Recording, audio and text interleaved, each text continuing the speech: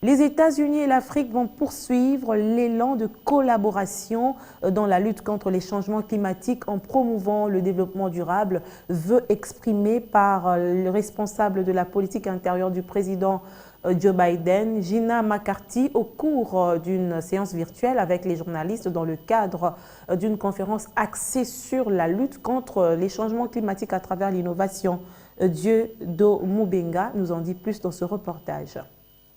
Les signaux climatiques sont au rouge, alerte des experts de l'AGEC. À cela s'ajoute le Covid-19 qui frappe de plein fouet les économies mondiales, dont les USA. En dépit de cette réalité, ce pays n'a pas désarmé face à ses ambitions sur le climat. Le retour à l'accord de Paris et à l'organisation récente du sommet mondial des dirigeants sur le climat par l'administration Biden en sont une illustration éloquente de la volonté de cette puissance mondiale de contribuer à la lutte contre les changements climatiques en se joignant bien entendu aux efforts des autres pays. Chaque pays représente chacun un de grands défis auxquels les USA font face, qu'il s'agisse du secteur de l'industrie, l'énergie ou les infrastructures. Le président Biden travaille d'arrache-pied pour promouvoir la prise en compte des défis climatiques. Il essaie de voir dans chacun des secteurs qu'est-ce qui est fait ou doit être fait pour une transition en douceur. Dans la transition écologique, nous espérons gagner cet espoir pour l'avenir. Nous nous focalisons également sur la tendance des innovations technologiques qui nous conduit droit vers les énergies du futur. Pour y arriver, les États-Unis se sont lancés depuis un moment à une diplomatie climatique envers les grands pays pollueurs, en les sensibilisant sur le financement des pays d'Afrique vulnérables aux effets des changements climatiques, à l'instar de la République démocratique du Congo.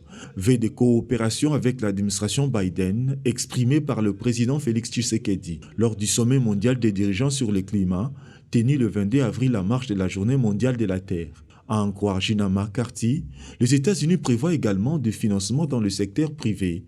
La RDC, deuxième massif forestier mondial et première réserve en tourbière, qui a déjà à l'inter démontré son engagement dans la réduction de ses émissions de gaz à effet de serre de 17% en 2021-2030. Nous sommes convenus que le plan américain de travail nous donne la possibilité d'investir à la hauteur de 3 000 milliards de dollars dans les énergies du futur. C'est l'un des engagements phares du président Joe Biden dans la lutte contre les changements climatiques devant les dirigeants du monde. Je ne doute qu'en aucun cas la RDC ainsi que d'autres pays d'Afrique ont été frappés de plein fouet par la pandémie. Ils ont besoin d'un soutien conséquent pour naviguer ensemble vers cette transition énergétique. Outre l'accompagnement de l'USAID dans la protection de forêts communautaires au Congo, il y a lieu que les États-Unis collaborent avec le pays pour stimuler le financement en faveur du secteur tant public que privé afin d'assurer la protection des forêts, tout en construisant une économie verte, socle du développement durable.